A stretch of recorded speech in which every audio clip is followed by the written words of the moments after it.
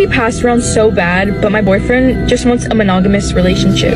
It's 2024. Expecting to be with one person for your entire life is like unreasonable. I'm a young 18-year-old Latina. I'm trying to get my face blasted by multiple men. Like, I haven't even had a quickie in a bathroom stall. I have so much to live for. And you're telling me that I have to stay with this one guy because I love him so much. But there's literally guys out there with 13-inch meats waiting to destroy me. It would just be so unfortunate if I were to go my whole entire life without getting piped by at least 100 different people, just to see who I like the most. 2 weeks later.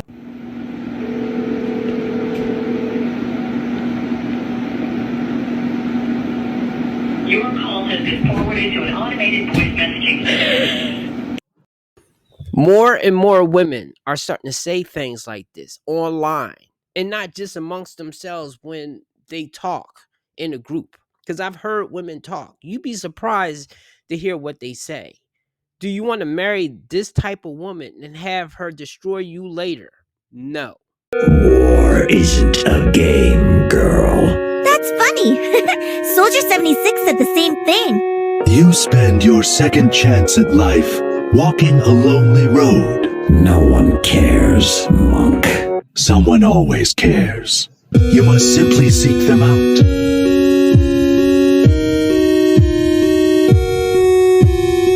I shouldn't be surprised you took his side. You never gave me much choice. Wanna know what Martina's been up to? Not interested. That's not what my tracker says.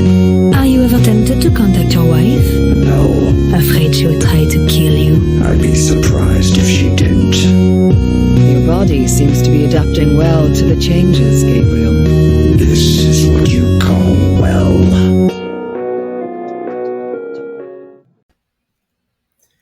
Welcome, my friends. My name is Antoine Phoenix, and this is my RP experience. Peace and love to all my brothers and sisters out there. Thank you for hitting the like button, subscribing, sharing, and turn on all notifications so you know when I have a whole new video up. Today's video is, we have a feature by the Ballen podcast. He's a great storyteller, and if you are on YouTube or any of those podcast channels, I'm pretty sure you have heard of him. He has a couple stories that I may use in the future, but today we have one particular story that I definitely want to zone in on, because this shows what I've always thought is that women, not all women and not all men, but I'm just saying a lot of women cheat just as much as men. They are just better at it. And for women that say all men cheat, using the Stephen Hawking example, then I will just say women cheat just as much as men. They're just better at it. Even in the Stephen Hawking's example, that woman that cheated with him, she was married. When, what's her name? What's the name of this singer? Ariana Grande. When she messed with that woman's husband, whatever that geek's name was, she was still married at the time. Now, I think she was separated, but I'm going to think that before she lowered the boom of saying she wanted out of the relationship, she already had a guy lined up. And I think a lot of times when women do cheat, they have somebody else lined up, whether it's a man or a woman. That's why I'm always leery of messing with women who are bisexual, because you never know where that hit is coming from. You may be thinking about, okay, I gotta watch that dude right there. Meanwhile, it's a woman that you think is no issue right there. She could come in. And of course, some men or a lot of men do like when their woman is bisexual, pretty much like Adam 22, with those times he was having threesomes with his wife who was into women and the other woman. But however, I think that always comes back to bite you in the ass. Of course, I would rather if my woman is into women, because that don't mean she'll necessarily leave me. She'll just play with the women and then come back to me, or either I'll be able to partake into it. However, with anything like that, pretty much how Destiny learned, eventually she's going to want to try a dude. And that's why I kind of think don't even get into that situation at all, because it's an accident waiting to happen. Let's just keep it simple. A man and a woman, the relationship and the sexual thing is just between you two. Start adding other people, you start coming into problems. Now, in 2024, I don't know if that's going to change. So anyway, on March 22nd, 2003, a highly intelligent, very successful couple decided to play a game. The game was very involved and required handcuffs and blindfolds and heavy chairs, but once they were in position, the couple got the hang of it quickly and thought it was kind of fun. But after playing for a little while, something very unexpected happened, and before either of them could comprehend it, a scream filled the apartment. Then there was silence. This story is a wild ride with one of the strangest conclusions we've ever covered on this show, so make sure you stick around to the end. But before we get into today's story, if you're a fan of the strange, dark, and mysterious delivered in story format, then you've come to the right podcast, because that's all we do, and we upload twice a week, once on Monday and once on Thursday. So, if that's of interest to you, please tell the 5-star review button that you'd love to go to their dance recital, but show up to it in disguise so they don't recognize you and have to spend their whole performance searching the crowd in vain for you. Also, please subscribe to the Mr. Ballen podcast wherever you listen to podcasts so you don't miss any of our weekly uploads. Okay, let's get into today's story. It was May 2000, and at the age of 32, Sheila Davalloo was on her way up in the world. Tall and elegant, with thick black curly hair and a wide smile, Sheila had just landed a new and highly paid job with Purdue Pharmaceutical Company in Stamford, Connecticut. At that time, Purdue Pharma was one of the most successful drug companies in the United States, and so they were only hiring the best and brightest applicants. And Sheila was certainly that. She was absolutely brilliant and held an undergraduate degree in biochemistry as well as a master's degree in public health. But it wasn't just work that was going well in Sheila's life. On May 28th, shortly after she started her new job at Purdue Pharma, managing the company's medical coding department, Sheila got married to her longtime boyfriend, 32-year-old Paul Christos. Paul was just as brilliant as Sheila, having earned several college degrees, including 2 advanced science degrees from New York Medical College, which is located about 40 minutes outside of New York City. And it was while Paul was studying at New York Medical College in 1994 that he met Sheila. She was also studying at the prestigious school. Sheila had joined a small private study group that Paul was leading to help pay his college tuition bills, and quickly the pair realized they had a lot in common. Both of them were extremely smart and well-educated, they both loved science and research, and they both were living with their parents at the time. Paul's mom and dad lived about 20 minutes away in White Plains, New York. Sheila's family lived a little farther north in the wealthy enclave of Yorktown Heights, where the median income was a whopping $100,000. Paul would later say that when he first saw Sheila in his study group, he was instantly attracted to her. There was something exotic about her dark eyes and olive complexion, and he loved the tiny gap between her 2 front teeth. Paul was also impressed that Sheila spoke French and Italian, as well as English. Within a few weeks of meeting each other at the study group, Paul and Sheila started spending more time with each other outside of the group. At first, they were just friends who enjoyed talking with each other and going on walks, but by the time Sheila graduated with her master's degree in 1998, the couple had fallen in love and gotten engaged. The pair wed on May 28th of 2000, right around the time Sheila landed her new job with Purdue Pharma. The wedding had gone off exactly as Sheila had planned, a small celebration with just 70 members of their family and friends. And afterward, the couple returned to the beautiful condo Sheila's parents had recently purchased for them in the upscale little town of Pleasantville, New York, just 40 minutes away from Purdue Pharma in Stamford. The only person who had been missing from the wedding was Sheila's younger and very mentally unstable brother, who suffered from severe schizophrenia. Schizophrenia is a mental illness that can cause episodes of psychosis, delusions, and paranoia. In fact, at Sheila's discretion, her family had not even told her brother that she was getting married. Sheila spent a lot of time with her brother, and she was concerned that if her brother found out that she was married, he might worry that she was going to abandon him. And so, in order to protect her brother, Sheila had said it was important that he didn't meet or see Paul until she and her family were certain he could handle it. And Sheila said that might actually never happen.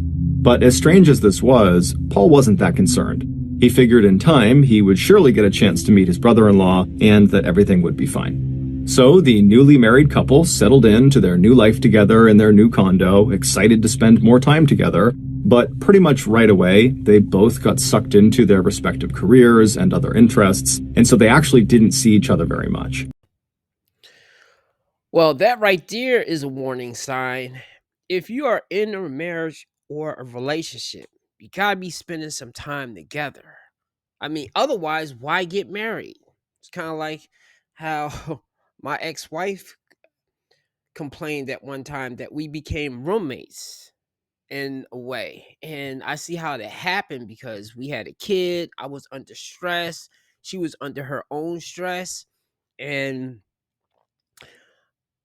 I guess because I felt overloaded, sometimes I wouldn't give her the same attention I used to give her. But at the same time, she started becoming really toxic. And this was even before the kid. So I'm kind of thinking our relationship was definitely going the wrong way.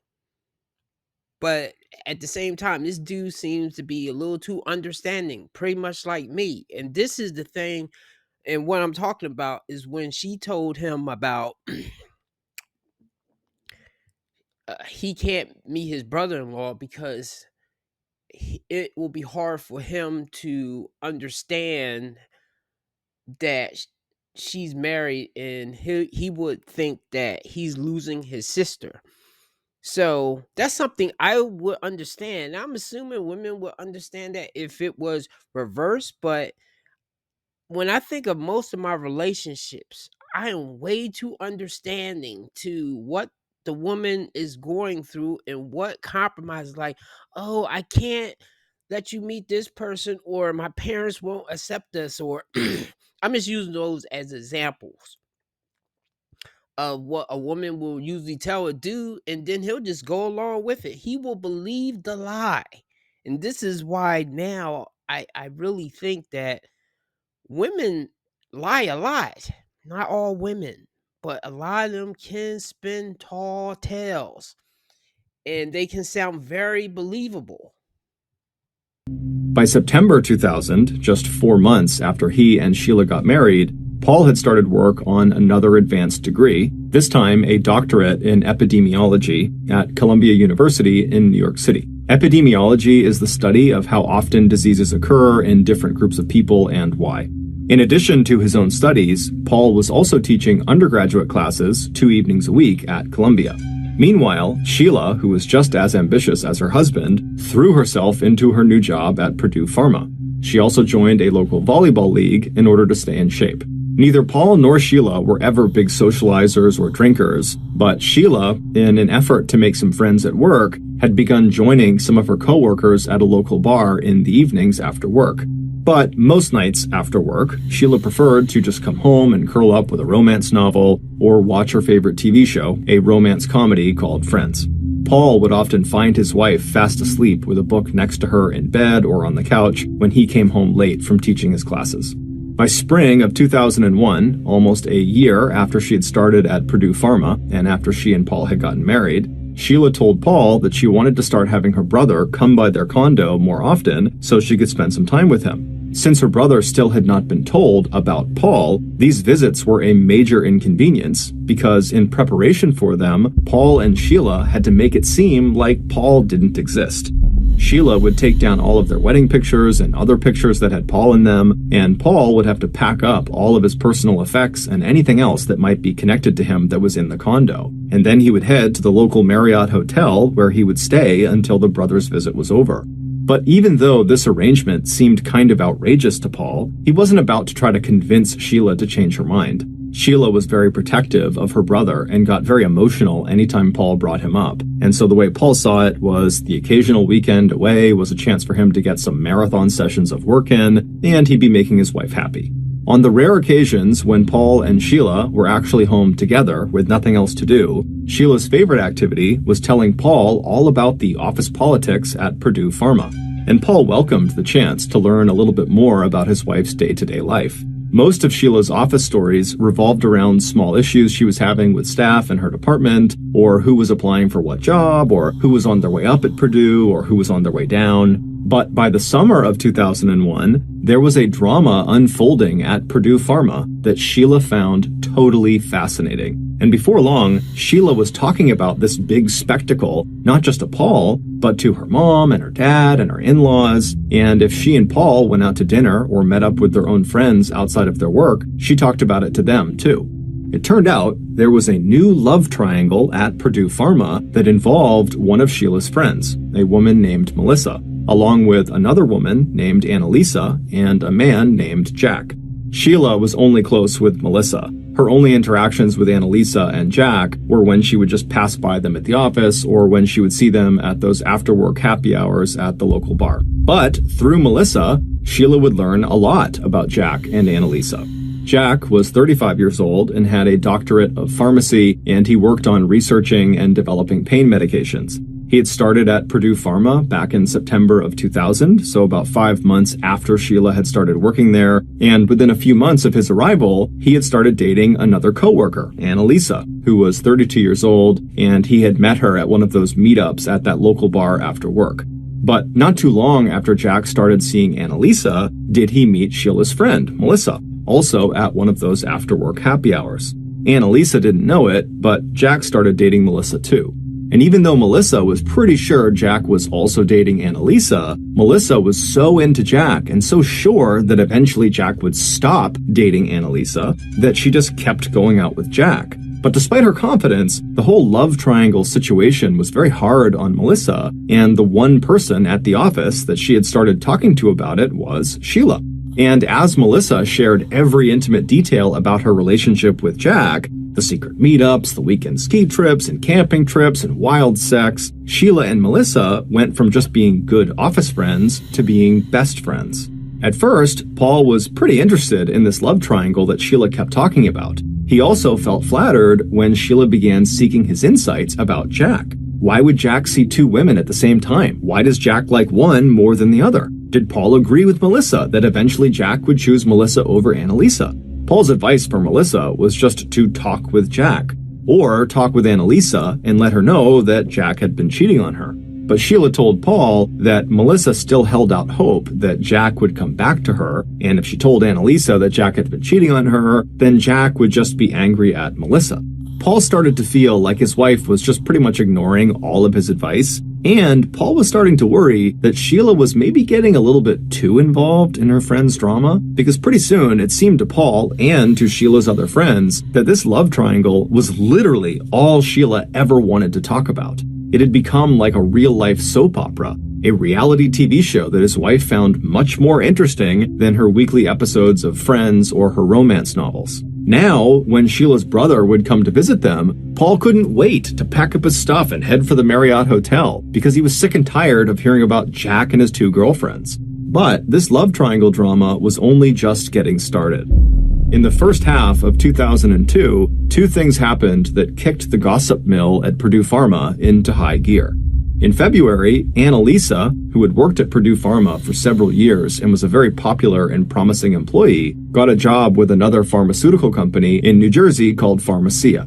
When this happened, Melissa was very hopeful that Jack would finally just break it off with Annalisa because Annalisa would likely have to move 2 hours away to where her new office was located. But shortly after getting this new job at Pharmacia, Annalisa had arranged with her new employer to do most of her work from her condo in Stamford and only drive to New Jersey for important meetings, meaning Annalisa would still be in town and so could still see Jack. And worse than that was that Jack seemed to be getting tired of Melissa. Around the time Annalisa started this new job, Jack told Melissa that he wanted to spend more time with Annalisa, although he did still continue to see Melissa, just not as often. To Melissa, this could mean only one thing. Annalisa must be pressuring Jack to get married and settle down with her. And apparently, that pressure worked because in the summer of 2002, Jack delivered a crushing blow to Sheila's friend Melissa. He told her that he wanted to break off their relationship completely. And Melissa would find out that not long after this breakup, Jack was spending most nights not with his roommates in Stamford, but with Annalisa. Wow. It seems like Jack is the man. He's dealing with two women. And I don't know if if both of them know that there's another woman, but one woman definitely does know. And she doesn't care. She still wants that man. See, this is the thing that women need to realize. Yeah, men are scum, men are trash. Well, the men that be cheating on women and leading them on and spinning plates dealing with multiple women. But there are also women that don't care that that man has multiple women. They still want to try to bust their way through the line to prove that they can have that man. So I don't look at that woman, Melissa, as an innocent victim because she knows that he's dealing with another woman and she still wants to deal with that man. And as this story unfolds, it's going to get even worse than this with how Melissa is pursuing this man right here. And I'm hesitant to call this man a Chad, even though I'm pretty sure he's tall and he must be good looking. But he works in a field that you gotta use your brain. So I'm sure that he's not a Adonis. He's not constantly at the gym, even though he may go to the gym sometimes. See, I wish they had pictures of these people right here. If you see the version, because I'm not sure if I'll do it, I may put pictures up of how I think these people look. But that could be a lot of work, and I want to get this video out right now. Or either maybe I'll upload it. I'm not sure. But this is only the tip of the iceberg right here. So let's get back. At her condo that overlooked the Long Island Sound. And now that Annalisa wasn't an employee of Purdue Pharma, she and Jack felt like they could be more open about their deepening relationship. So now Melissa's own co-workers knew that Jack and Annalisa were a couple. And even though Melissa put on a good public show of taking this news in stride, even telling Jack that, oh yeah, what we have was just a fling, Sheila would tell Paul that her friend was actually devastated and humiliated, and that Melissa was having a lot of trouble letting go of her feelings for Jack. Not long after this, Sheila asked Paul if she could have his old pair of night vision binoculars and his eavesdropping equipment. These items were leftovers from Paul's college days when he and his buddies were big fans of The X-Files, the popular 90s science fiction TV show about extraterrestrial life and mysteries that have no rational explanation. When Paul asked Sheila why she needed these things, she told him that Melissa was going to start staking out Annalisa's property to see what she and Jack were up to, and that she, Sheila, was going to go with her, and so Paul's equipment would help them spy on them. Paul was a little alarmed, but considering how intense this love triangle drama seemed to be, he wasn't all that surprised, and so, against his better judgment, he told his wife she was welcome to use his things. In addition to spying on Annalisa's property, Melissa also began listening to Jack's voicemails. She had somehow got his password, and she had even begun using the information she got in his voicemails to show up at places she knew Jack was going to be. Melissa had even arranged one time to run into Jack at an airport and flew back home in the seat right next to him. Periodically, Melissa would forward some of these voicemails to Sheila, and she would ask her to listen closely to see if the messages offered any clues about how serious Jack and Annalisa were as a couple. And whenever Sheila got these messages forwarded to her, she would always ask Paul to come listen to them as well. And even though Paul would humor his wife and listen and give his insights, privately, he started thinking that this whole love triangle situation was getting really out of control. But this drama was still just getting started. One day, Sheila came home with a set of lockpicks that she had picked up for Melissa. Apparently, Melissa had told Sheila that she wanted to get inside of Annalisa's condo to look at any pictures Annalisa had of her and Jack and see if that gave her a better sense of what their relationship was actually like. Also, Melissa wanted to see how much of Jack's stuff was actually inside of Annalisa's apartment. Sheila asked Paul if he would help her learn how to use these lockpicks so she could then teach Melissa when she handed the picks over. Paul did not think breaking into Annalisa's apartment was a good idea, but he didn't think Melissa would actually use them. Still, Paul was relieved when neither he nor Sheila could use the lockpicks to open even the bathroom door, let alone the much more sophisticated lock on their front door. Especially since Sheila also revealed to him that she had also bought her friend 2 stun guns in case Melissa was caught in Annalisa's apartment and needed to defend herself. With the failure of the lockpicks, Sheila and Melissa turned their attention away from how Melissa could get into Annalisa's apartment to how they could possibly bug Jack's office. That way, Melissa wouldn't just be able to hear Jack's voice messages, she could also hear all of his in-person conversations, as well as his end of any phone calls he was taking in his office. But when Melissa tried to set up Paul's eavesdropping equipment near Jack's office, it didn't work.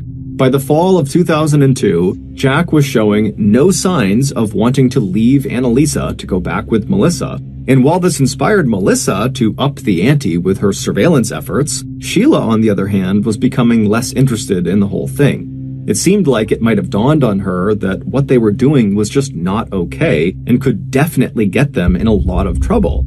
And so in early November of 2002, Sheila started to distance herself from Melissa and basically stopped talking about the love triangle altogether.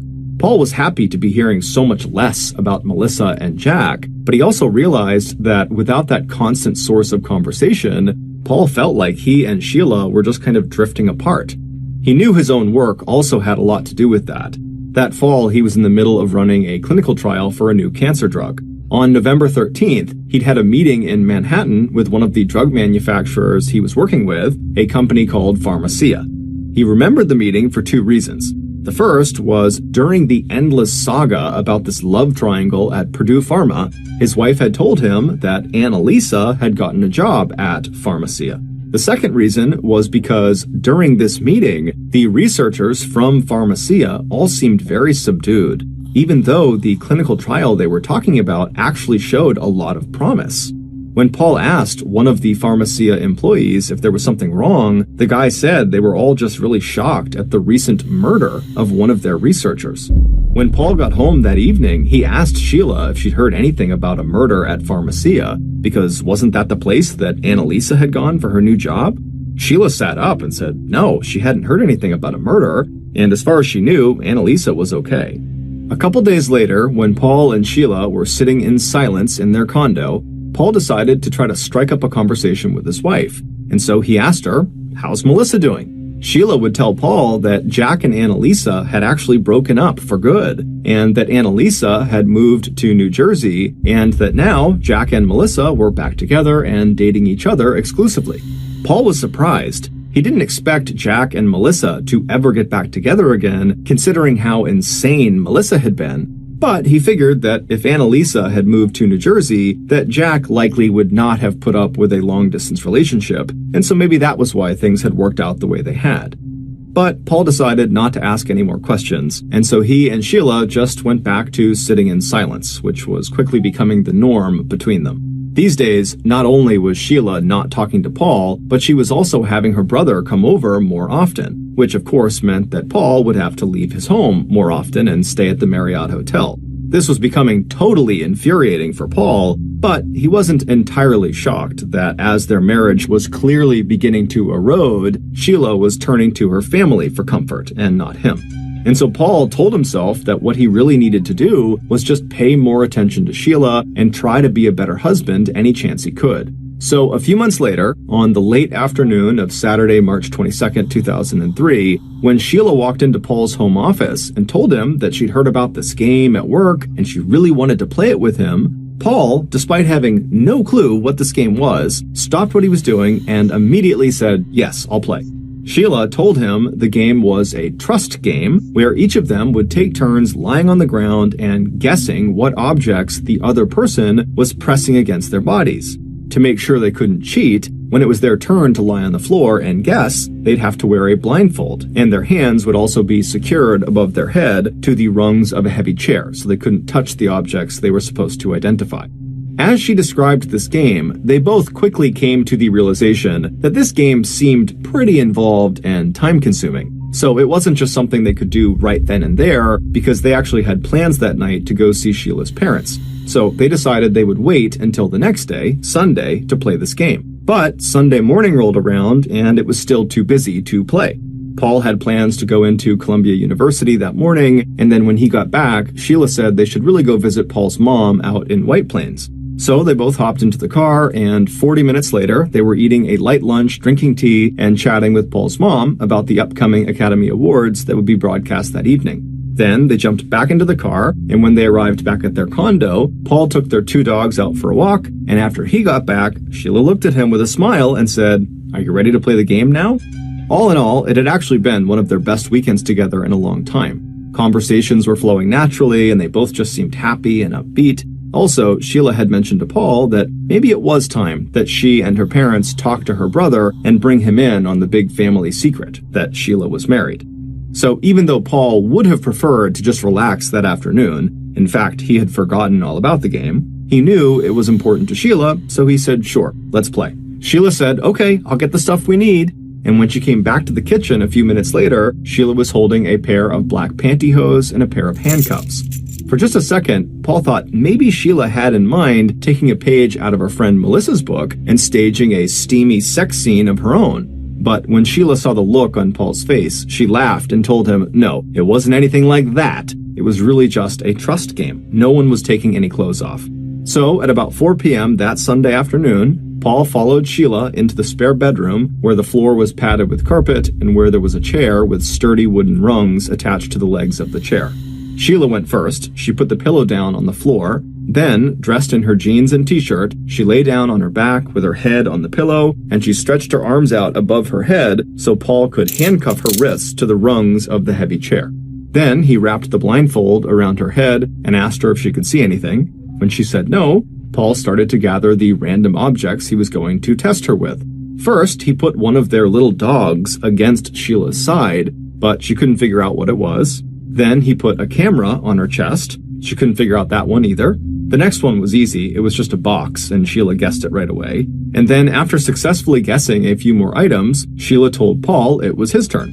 Glad the game wasn't actually taking very much time, Paul uncuffed Sheila's wrists, and just a few minutes later, Sheila had secured his hands to the chair rung, wrapped the blindfold around his eyes, and asked if he was ready to play.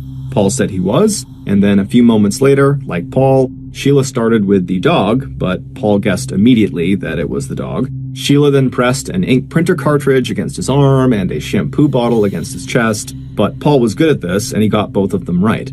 After that, Sheila started walking all over the condo, going into every drawer and cabinet, trying to find the most obscure things she possibly could to try to trip him up, but he just kept getting them right. At one point, Paul heard Sheila getting something from the kitchen, and while Paul was actually starting to kind of enjoy the game because he was so good at it, he started to become aware that Sheila was annoyed that he was so good at it. So when he heard Sheila walk back into the room from being in the kitchen, he wasn't surprised when he heard her say, "Okay, this is the last one." Then he heard a little rustling noise, and suddenly he felt Sheila's weight on top of him, kneeling it felt like, so that one of her legs were on either side of his thighs. Then he felt a smooth, cylindrical object pressed against his cheek, and then he smelled wax. Just as Paul opened his mouth to say, "It's a candle," he suddenly felt a huge blow to his chest. It felt like someone had dropped a giant barbell on top of him. And then he heard Sheila scream. Wow. What the hell did she hit him with? Or did she accidentally drop something on his chest? And I'm trying to think, what could make that kind of pressure on his chest in the first place? Is it one of those hammers that they have that you smash stuff up in cooking? It doesn't sound like it was a knife, saying that it was like a barbell or something. So that right there, And why would she want to hurt him? That's supposed to be her husband. Maybe the love of her life. I had to pause right there because that stuff was never said. See, and this is how a relationship can change over time. Because they met each other at work. Everything seemed like it was fine. And then she changed. She changed, and now, I mean, is she trying to hurt her husband? Why is she trying to hurt her husband? Did he cheat on her or something? Like, what's the reason for this? Well, listen further, and it will all make sense why she's trying to hurt him. And I believe this game was a setup so that she could get him in a vulnerable situation. On the early afternoon of November 8th, 2002, 4 months before Sheila and Paul played the trust game, the Stamford Police Department received a 911 call from a payphone located near 123 Harbor Drive, a complex of luxury condos overlooking the nearby Long Island Sound. The unidentified caller told police that they had witnessed an assault at one of the condos. They told police to check Unit 105 before ending the call abruptly and hanging up on the dispatcher. A few minutes later, 2 responding police officers who had been patrolling in an area near this complex of condos parked their patrol cars in the residence parking lot, walked up the outside steps to Unit 105, and knocked on the door. When no one answered, police checked the doorknob and found that the door was unlocked. After opening the door just an inch and yelling through the open door, "Stamford Police, is anyone home?" and hearing no response, one of the officers pushed the door open all the way and took a few cautious steps inside. The sight that met his eyes was so shocking and violent that he immediately pulled out his weapon, and before his partner had even stepped across the threshold behind him, the first officer was already on his radio calling for an ambulance and backup.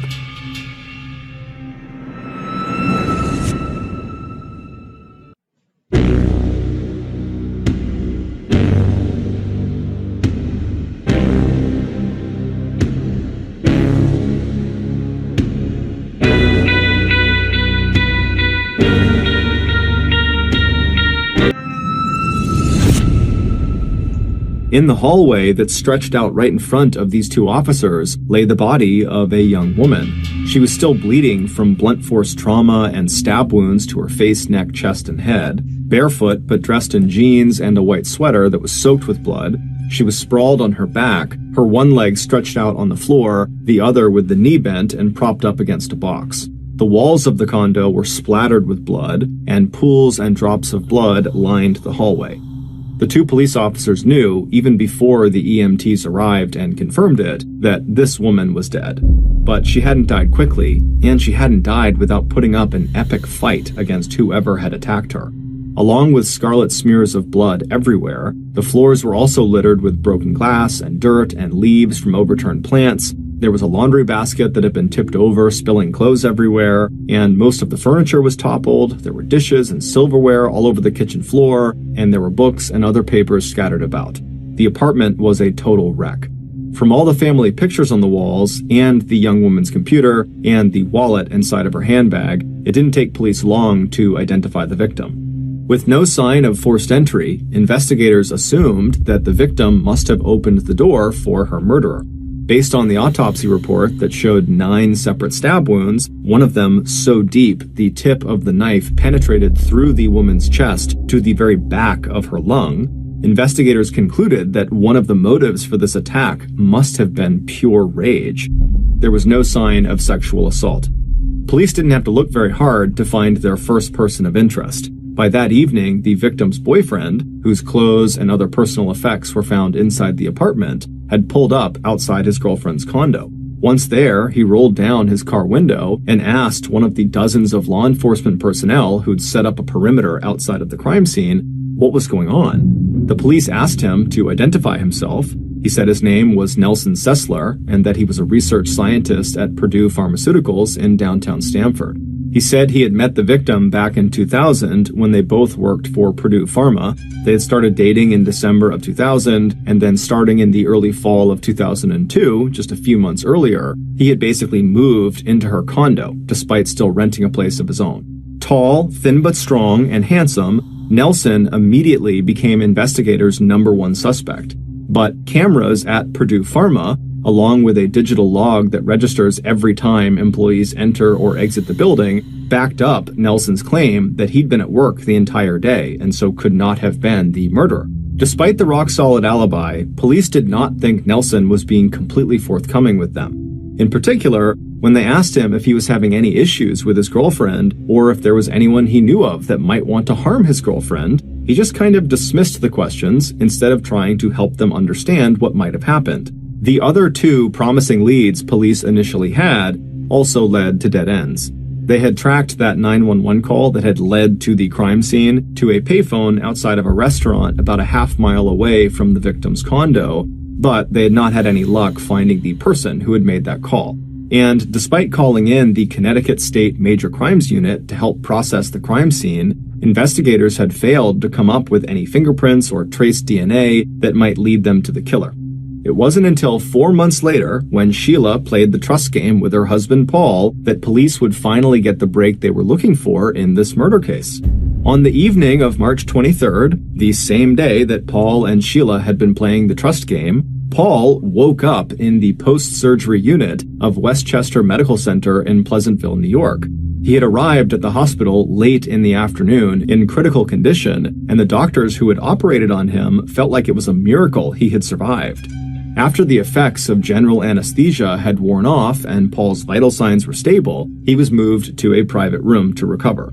As Paul became fully aware of his surroundings and began to remember the events of the day, he understood even better than his doctors just how lucky he was to be alive. So when an officer from the Westchester Police arrived in Paul's recovery room at 6:23 p.m. that night and asked Paul what happened, Paul was ready to talk. The story he would tell would be so outrageous and so unbelievable that the law enforcement, hospital staff, and the public would be talking about it for years to come. The following reconstruction is based on the information revealed to police in Paul's statement about what really happened to him during the game he was playing with Sheila. After Paul felt that heavy blow to his chest, Sheila began to scream, but her scream stopped abruptly. At the same time, the pressure Paul was feeling on his chest had left him so winded that he no longer even noticed what Sheila was or wasn't doing. He was just trying to figure out what happened to him. And as he lay there, still handcuffed and blindfolded, he felt another blow to his chest, this one even more powerful than the last one. Then he heard Sheila say, "Oh my gosh, I think I hurt you, you're bleeding." Paul could feel himself starting to sweat, and he asked his wife, "Sheila, what happened? What just happened to me?" Sheila sounded very panicked when she said, "It was an accident, it was an accident. I think the candle must have hurt you." Paul could tell that his wife was not handling this well, and that he needed to try to take charge of whatever was going on. And so he told Sheila not to panic, and then he told her to take the blindfold off of him. When she didn't respond right away, he said very clearly and loudly, "Sheila, take the blindfold off." This time, she did as he asked, and when Paul could see again, he could see Sheila was standing over him, looking around the room wildly, like she was totally nervous. And before he could even ask, she said she couldn't find the keys to the handcuffs. Paul looked from his wife down across his chest, which he did not have a very good view of because he's still on his back, to see if maybe there was some sign as to what caused the pressure and subsequent pain he was feeling there. But there was nothing visible on his chest and there was no blood or anything. Still, he knew something big must have just happened to him because his whole body was starting to react like he'd experienced major trauma. The pain he felt was starting to localize around a particular spot in the center of his chest, and he could feel his heart starting to race. Without the handcuff keys, Paul needed to break the rung of the chair that he was handcuffed to. So he looked back up at his wife, who was still just standing there looking all around the room, and he said to her as calmly as he could, "Sheila, come over here and break the chair." Sheila looked at Paul and her eyes were super wide, and she very slowly walked over to where he was, and then she knelt down beside him, and then it seemed like it took forever, but she did finally break the chair rung, and so with his hands still handcuffed but now able to be moved around, Paul attempted to stand up, but the pain in his chest was now so severe he couldn't, so he just kind of rolled over onto his side. Paul told Sheila she'd done a great job breaking the chair, but now she needed to call 911. Sheila looked like she understood the assignment, but when she left the room, instead of calling 911, she just went into the kitchen and poured a cup of juice, and then she walked back into the room where Paul was, and she bent down over Paul and handed him the drink and told him, just drink this and you'll feel better. Even though Paul didn't know what happened to him, he knew a cup of juice was not going to help. So, trying not to get angry with his wife, he said, Sheila, I'm really hurt here. Put the juice down and call 911. I need an ambulance. Sheila, who had a look of total shock on her face, slowly stood back up and put the juice on the desk. Then she seemed to struggle to find her cell phone before pulling it out of the back pocket of her jeans. Once she got her phone out, she put it to her ear, and then she began to run back and forth from the spare bedroom they were in, into the hallway, into the kitchen, and then back to look at Paul. And while she's doing this, Paul could only hear little bits of the conversation she was having on the phone, but he heard Sheila give the dispatcher their address and say that it was her husband and that he was bleeding and they needed an ambulance. When she got off the phone, she came back into the room, and Paul asked her to help him stand up. He needed to get to a mirror so he could look at his chest and see what happened. Sheila helped pull Paul to his feet, and he stumbled into the bathroom, but what he saw just didn't explain the amount of pain he was now feeling. It looked like there were just 2 small marks on his chest, almost like scratch marks. He thought to himself, maybe Sheila had had some kind of seizure and had fallen on him, and that maybe the candle she was holding had some sort of metal component on it, and so when she fell onto him, maybe that metal piece on the candle had punctured his chest. Now, he knew this was a ridiculous theory, but he just couldn't understand what was going on. As he was standing there, Paul could feel himself start to fade, and he told Sheila to help him lie back down on the floor. And then all he could think about was the ambulance. Where was it? How much time had passed? After he was back on the ground, Paul told Sheila to call 911 again, and when he heard her start to talk, he told her to bring the phone over and hold it down next to his ear because he wanted to speak to the operator himself. But Sheila turned away from him and said no, the operator did not want to talk to him, that he just needed to lie still and wait for help. Starting to panic, Paul asked his wife, when was the ambulance going to get here? What did they tell you? Sheila made a shushing motion at him, then told him that they were apparently short-staffed and they wouldn't be able to get there for at least another 25 or 30 minutes. Paul could not believe what he was hearing. He told Sheila that was absolutely absurd that he would have to wait that long for an emergency.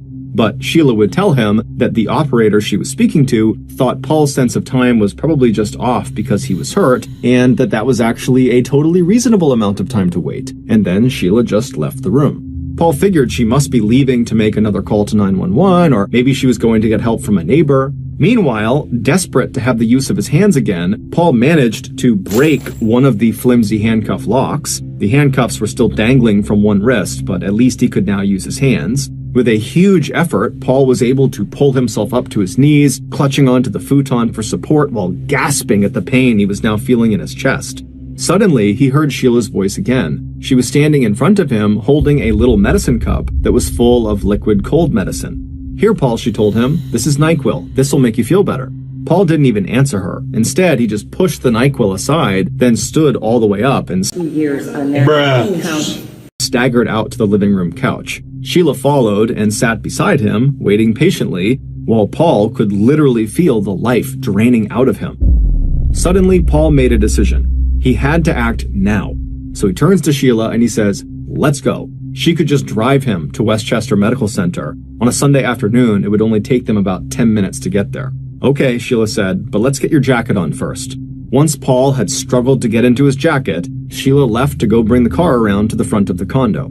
Everything Sheila did seemed to take forever, and when Sheila did finally get Paul settled into the back seat of the car, instead of taking the direct route to the hospital, she took the scenic route, driving slowly along winding secondary roads. And they hadn't even gone that far when Sheila stopped the car on the side of the road, hopped out, and then opened the door to the back seat and told Paul she thought he should lie down rather than sit up. He looked at her incredulously and just said, no, get back in the car, just drive, Sheila. And when finally they did pull into the hospital complex, instead of following the clearly marked signs to the emergency room entrance, Sheila drove slowly behind the hospital to a mostly empty parking lot alongside the behavioral health building. Once there, she drove to the farthest end of the lot up on a hill before finally bringing the car to a stop. When Sheila turned off the engine, Paul heard the sound of her car keys getting dropped onto the floor in front of the driver's seat. As Paul started to struggle to sit up so he could get out, he heard the sound of Sheila fumbling around on the floor of the car looking for her keys. When she had finally found them, she opened her door and stepped out into the lot and made her way around to his side. But when she opened his door, instead of helping him get out, she lunged at him. Clutched in her hand was a knife. The same knife that she had used earlier that afternoon when she had stabbed him twice in the chest while he was lying on the ground, blindfolded and handcuffed to a chair. Before Paul could even register what was happening, Sheila was on top of him, raising the knife over her head, and then just a second later she had plunged it, now for a third time, into his chest. As Sheila started to raise her hand again for another blow, Paul's adrenaline kicked into hyperdrive. As she brought the knife down again, Paul managed to block her blow, and then he pushed her off of him and he stumbled out into the parking lot. Then he turned, and as Sheila charged at him, he reached out and grabbed the blade of her knife with his bare hands and yanked it away from her. Even though his attacker was now disarmed, Paul was critically injured. Unbelievable. This woman is trying to take her husband out. And can you put together why she's trying to do this? Does it make any sense? And while I am against hitting a woman, if she has a knife or gun and she's trying to take your life, it's either her or you. If you have to, you knock that bitch out. I know that's harsh, but when it's life or death is a totally different thing with dealing in situations. Injured. Sheila's third stab wound had nicked an artery, and blood was now starting to fill his lungs and chest cavity. But as he grappled with Sheila, two people stepped out of the behavioral health building, which was about 500 feet away. Paul, using every ounce of strength that he had, turned and started staggering toward these people, calling out for help. All the while, Sheila was hanging on to him, pulling on his clothes, telling him they really needed to talk and that he had to tell people this was all an accident, otherwise she'd get in trouble. The two people who came out of the behavioral health building could clearly see that there was some kind of a fight going on between this man and this woman, and so they started to run toward them. One of the bystanders was a medical resident, and as soon as he saw Paul's blood-soaked clothes, he told the other bystander to call an ambulance. Even though they were already within the hospital complex, the resident realized that Paul likely would never make it to the ER if he went on foot. No one was listening to Sheila's screams that it was her that was being attacked, and when she changed her story and told the resident to please just leave Paul to her and that she'd get him to the ER, Paul used his last ounce of energy to whisper, "No, get away from me," before he crumpled on the ground. As the resident started to work on Paul right there in the parking lot, Sheila, hearing the wail of the approaching ambulance and police cars, turned and started to run. But just a few minutes later, the police had caught up to her and put her in the back of a police cruiser. A little later that night, at the same time the police officer walked into Paul's recovery room and asked him what happened, a detective was already questioning Sheila, and more law enforcement personnel were out in the parking lot examining the area where Sheila and Paul had been seen fighting. It was out there in the parking lot that the police would find Sheila's cell phone. During her struggle with Paul, she had dropped it before trying to take off and evade capture. Back on the morning of November 8th, 2002, 4 months before Sheila would try to kill her husband, Sheila got up at her usual time, she dressed for work, and arrived at Purdue Pharma at 8:09 a.m. At 10:53 a.m., she left Purdue Pharma, swiping her security badge at the building's front entrance. Then she walked to her car, hopped into the driver's seat, and made the 10-minute drive out to 123 Harbor Drive. It was a beautiful day, about 50 degrees Fahrenheit, clear and cool. The light breeze made little waves in the water where many residents of the luxury condo complex moored their boats. After parking her car and checking her pockets, Sheila also glanced in the rearview mirror to make sure no loose strands of her hair had come out of the tight bun at the nape of her neck. Then she made her way up the flight of outside steps that would lead her to the front door of apartment 105. Once she was standing outside of it, she knocked on the door. As soon as she heard footsteps inside of the apartment walking toward the door, Sheila slipped on the pair of gloves she had in her pockets and wrapped her fingers around the handle of the knife with the 5-inch long blade she also had in her pocket. Then Sheila leaned closer to the door and called out in her friendliest voice, "Hi, Annalisa, is that you? Hey, it's me, Sheila Davalloo from Purdue Pharma. Any chance you have a minute? I really need to talk to you." From behind the closed door, Annalisa recognized the voice of her former coworker. "Sheila, wow, haven't seen you in a while. Yeah, just a minute, let me open the door." About an hour later, Sheila was back in her car. She was still flooded with adrenaline and excitement. In the course of killing Annalisa, the two women had raged back and forth through every room in the downstairs of the condo until finally Sheila had stabbed Annalisa so hard that she could feel the thin knife blade sink right up to the hilt, buried in Annalisa's chest. Afterwards, Sheila made no attempt to clean anything up. Instead, she carefully walked into Annalisa's bathroom, and then once she was in there, Sheila spent a minute or two trying to catch her breath, leaning against the scalloped edges of the sink, and looking into the mirror to make sure she'd gotten all of the blood spatter off of her face, before going back to the kitchen and picking her coat up off the table. Then she wrapped the coat around herself to keep people from seeing all of Annalisa's blood all over her clothes, and then she walked out the door, got back into her car, and headed for a payphone outside of a nearby restaurant. Once she arrived at the payphone, Sheila called 911. It was only as she was pressing the payphone buttons that she noticed a cut on her right hand that she must have gotten when she was struggling with Annalisa. But right then, the dispatcher picked up the call, and Sheila immediately focused her attention on delivering the script she had so carefully planned. She took a quick breath, and then, without giving her name and while sounding totally upset and panic-stricken, Sheila told the operator in a breathless voice that she had just seen her neighbor being assaulted. As soon as Sheila had given the dispatcher Annalisa's address, she quickly ended the call, got back into her car, and headed for her own condo in Pleasantville, New York. At 1:53 p.m. that afternoon, Sheila returned to work at Purdue Pharma. When she went home that night, she spent a quiet evening with Paul. When a coworker called her late that night to say that their former colleague, Annalisa, had been murdered, Sheila acted completely shocked, but she didn't say anything about it to Paul, because all Sheila was really thinking about now was Nelson Sessler, the man whose girlfriend she had just killed. It would turn out all the crazy stories Sheila had told Paul and her friends and her family about what Melissa was up to, from the crazy sex with the man she was obsessed with, Jack, to the insane surveillance operation this woman carried out on Jack and Annalisa, well, those stories all really happened. They were true. But Melissa was not the woman at the center of them. It was Sheila. Sheila was Melissa and always had been. And Jack, the man she was obsessed with, that man was actually Nelson Sessler. The only real name in the Purdue Pharma love triangle was Nelson Sessler's girlfriend, Annalisa Raimundo, who Sheila killed just so she could have Nelson all to herself. Sheila did have a mentally ill brother, but it wasn't because of him that Sheila made Paul leave with all of his belongings every time he came to town. It was so Sheila could entertain her lover, Nelson, right inside of Paul and Sheila's home. How foul do you have to be to pull that off? How foul?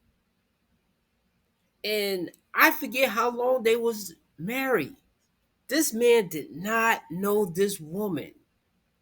I would wonder what her history was before this, because she had to do some other diabolical things in her past that maybe she never got caught for or something. Maybe she was a mean girl in high school. Who knows? But she went through all of this to be with this guy, and she was married. And this guy was with another woman. Nelson would later say he truly had no idea Sheila was married. And all those after-work trips to the local bar with coworkers and Sheila's supposed volleyball league she was in, those were just excuses to see Nelson as well. After killing Annalisa, Sheila rushed to be by Nelson's side, and she supported him while he grieved the loss of his girlfriend. And while she did that, Sheila was able to convince Nelson to restart their own relationship. And once that happened, Sheila felt like her mission was complete. She had her man back. And so that was around the time that she stopped talking about Melissa and the love triangle to Paul, which Paul misinterpreted as Sheila distancing herself from Melissa. That was also around the time that Sheila decided she would just have to kill Paul as well, because he was also getting in the way of her romance with Nelson. So she came up with this trust game because it would give her a way to immobilize Paul so she could easily stab him. Even though police had a solid case against Sheila for the attempted murder of her husband, it wasn't until they looked at her cell phone that she had dropped in the parking lot that the last piece of the puzzle fell into place. It would turn out, after stabbing her husband, Paul, during the trust game, Sheila never actually made any calls to 911. Instead, as she raced around the apartment, pretending to be on the phone, and also offering Paul first a glass of juice and then also NyQuil as he lay on the ground dying, the only person Sheila was actually trying to get a hold of was Nelson Sessler. Now that Paul was going to die any minute, she wanted to talk with Nelson and invite him over for dinner at her condo that night. When Sheila couldn't get a hold of Nelson on the phone, she left him several voice messages asking him to come over and join her because she had some fun things planned for both of them. When police examined Sheila's phone, they immediately recognized Nelson Sessler's phone number and discovered what it was that Nelson Sessler had not been forthright about when they interviewed him following his girlfriend Annalisa's death. What Nelson neglected to mention was that he had been seeing another woman, Sheila, at the same time he was dating Annalisa, and he just didn't want anyone to know. It would take police almost 4 years to build a concrete case against Sheila for the first-degree murder of Annalisa Raimundo, and another 4 years before the case actually went to trial. But they got the break they needed when they re-examined all the forensic evidence from Annalisa's apartment. On one of the faucet handles of that bathroom sink with the scalloped edges where Sheila had stood and cleaned herself up after stabbing Annalisa to death, forensic experts found a single tiny drop of blood that must have fallen from that cut on Sheila's right hand. That drop contained the combined DNA of Annalisa and her killer, Sheila Davalloo.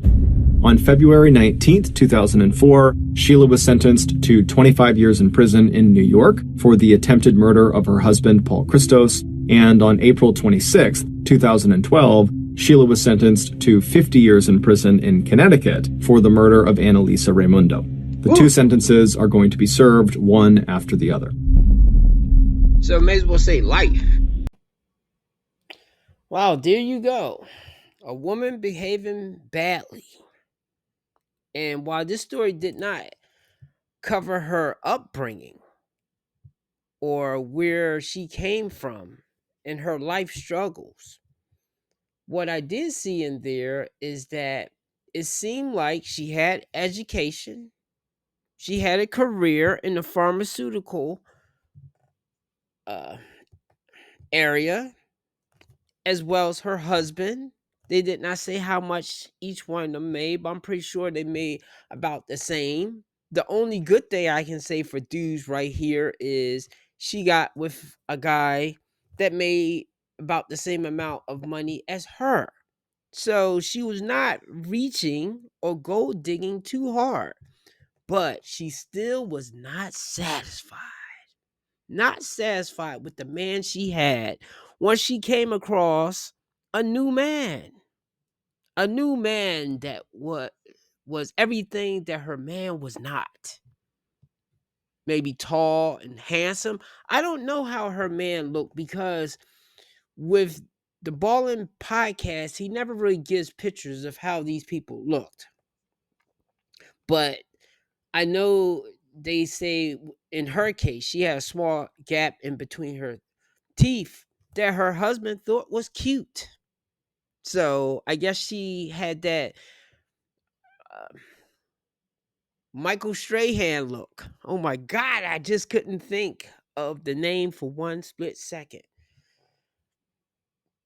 Unfortunately, stories like this further show me that, and I know I said this earlier, that most women are not angels. I think maybe in the 70s, 80s, maybe it was more women walking around that were like angels and real good human beings, but that's not the case nowadays. And not only did this woman cheat, because that's the thing here being law, she cheated, had an affair, built this relationship with this other man, lied to that man, and usually it's the man. And see, I'm assuming he didn't know, because unfortunately, that's a bad thing about men. Even if they know that you are married, they will still try to sleep with your woman. So I'm going to take him at his word that he didn't know, but you can't tell me she took her wedding ring off at work. And most of the time, men will notice that. So maybe, but the only thing I'll say is maybe she said that they were separated and the relationship was on the rocks, because that's usually what women will say when they are trying to get another man to somewhat give them time and attention. They will say how bad and how unhappy they are in the relationship. And her husband did not have a clue. Now, he should have paid attention that they didn't have too much time together. They wasn't really talking too much. This is the thing, as men, we have to start uh, paying more attention to the small things, because that's what he did not do.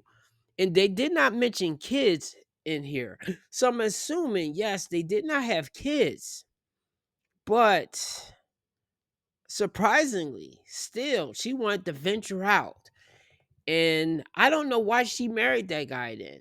Or maybe she has shiny object syndrome, whereas she likes the new thing. And then eventually she gets bored.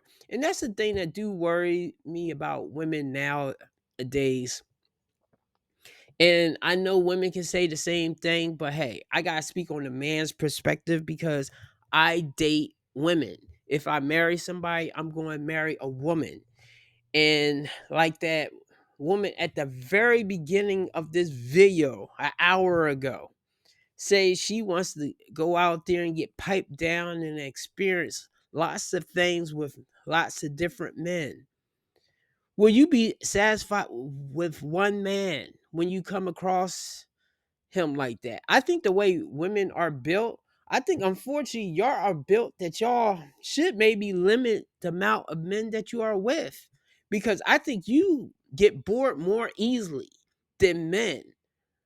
Because if I'm sleeping with a woman, I can't say like, oh, well, she's too loose down there or she's too tight down there for me.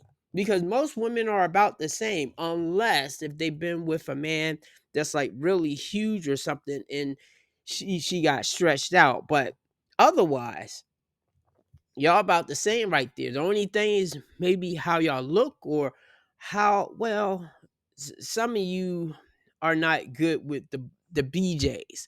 And some men may step out on that if that's a big thing for them.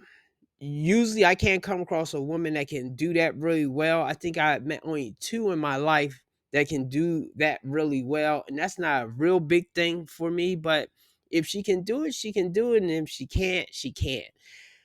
So that's pretty much it with this video. Just wanted to point out of how diabolical a woman can be and how sometimes clueless men can be. Like, the signs was there and that man just did not pay attention. And unfortunately, I know I would have fell for a lot of those traps right there. Because I know as a man, when you are in a relationship with a woman, you are just trying to either make her happy, and you know it's going to be dry spells, and you just want to keep trucking it on. It's like if you in a job that you really don't like, but you have bills to pay. And that's how we look at with relationships with women if we are decent men. But I think we should change that now, because if you get with the wrong woman, and worst case scenario is she can try to take you out like this woman here, or you can have kids with her, get married, and then get ruined with child support, alimony later. So give me a like and subscribe and have a good day. Fellas, be safe out there. Choose your women well. You can go a little bit by looks, but definitely look at their character. Maybe look at a little bit of their family history. And good luck.